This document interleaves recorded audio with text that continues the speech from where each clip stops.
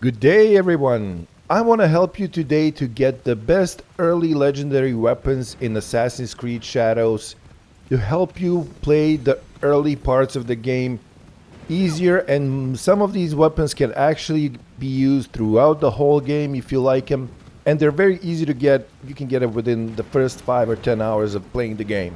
I'm going to show you how to get one of each type of weapons that Naoe can use, and I'm going to explain how to get them, and it's going to be real quick. So, the first weapon that probably everyone's going to get, and that's because everyone's going to be playing the main story quests, is the weapon that you get by finishing the main story quest that concerns going after the wounded Onryo.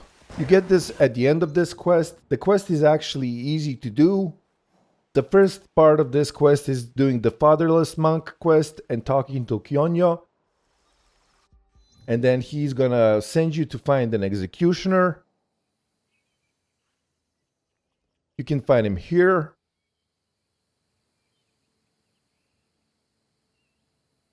Once you're done with the executioner, you gotta find Mitsumune at the waterfall. I found him here.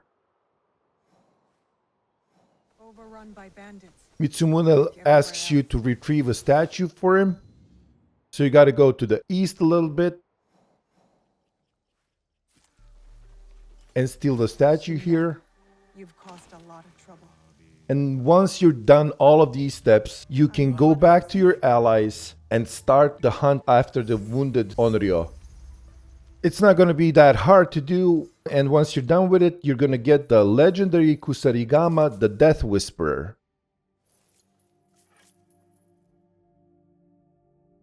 The real trick about this weapon is that you can use it to clean out large groups of enemies, which is really useful in this game. By pressing and then holding the right trigger on your controller or R2 on PlayStation, and then releasing that button is going to start an attack in a wide circle around you that's going to hit multiple enemies.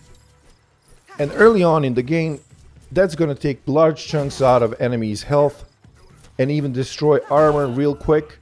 So you're going to be using this weapon a lot whenever you get surrounded by enemies. I've used this weapon throughout playing the game. But if this is not your playstyle, then I recommend you get this weapon. So there's an open world legendary chest that you can reach just whenever you enter the open world of the game. It's located north of your hideout. When you exit your hideout, go right following the road and then keep following the road that goes north. And you want to reach the Katana foothills. Once you reach this little intersection, go left and up the path, and you'll reach a little house with a couple of enemies. We can use the Kusarigama to dispose of these enemies, and in one of the houses there's a legendary chest. I'm not allowed here. I should be quiet. The legendary chest contains the Igan Sunset legendary Tanto. Tanto is a short sword, but the special on this Igan Sunset Tanto is that it slows down time on escape strike, which is a great thing to teach you how to use the Tanto, because escape strike is a skill in the second tier of the Tanto masteries. What it does is that whenever you hold R1 or R2 on your controller, which basically charges up your posture attacks, and then if you press B to dodge, you're actually going to do an attack and then dodge back and slow down time at the same time. The slowing down of time gives you an opportunity to actually go back to your enemy and land a couple more hits. So beside this being a legendary weapon very early on, it also has a very useful skill buff.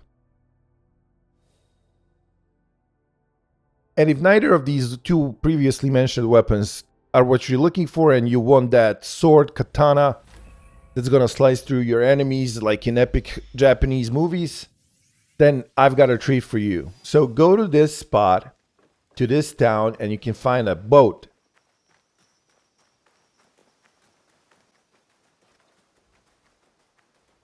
Get on the boat and start sailing towards this other big boat in the distance.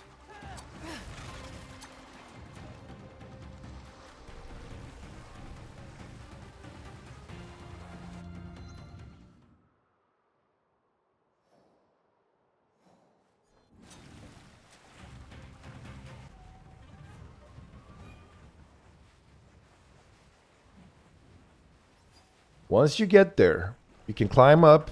There's going to be several enemies there. Depending on the level that you're at the moment of your arrival, they might be too hard for you, but you can sneak past them. Go through this little window on the first floor on top of the structure of the ship. And there's going to be the legendary chest, another legendary chest in the open that you can freely loot whenever you want.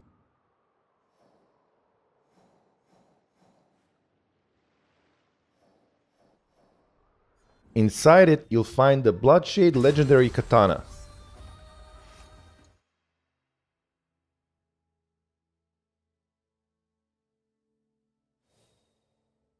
The special thing about this katana is that with each hit that you land on your enemy, it's gonna start building up a bleed debuff on the enemy. Once the bleed debuff is fully charged, it's gonna do a considerable amount of damage on the enemy's health. Also, the special skill of this katana is that the bleed buildup is not gonna decay as time goes by. Any one of these three weapons is gonna give you an advantage early on in Assassin's Creed Shadows. And if you fall in love with them and their special skills, you can just keep upgrading them at the forge in your hideout, because you spend a couple of resources and then you can buff up their level to the level that you're at later on in the game. So even if you got them this early on and they're low level, they can still be buffed up to your level and stay useful.